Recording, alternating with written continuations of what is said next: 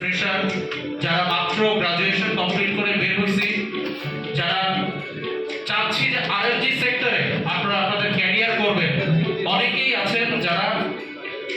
আইতে, মার্চেন্ডাইজিং এ, কোয়ালিটিতে বিভিন্ন ডিপার্টমেন্টে ক্যারিয়ার করতে চান। সো আপনাদের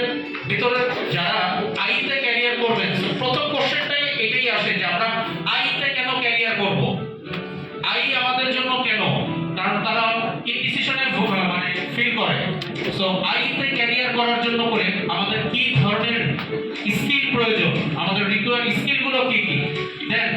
এই যে আইতে আমরা ক্যারিয়ার করব, এই ক্যারিয়ারের জন্য করে আমি কিভাবে এই আইতে ক্যারিয়ার করতে পারি,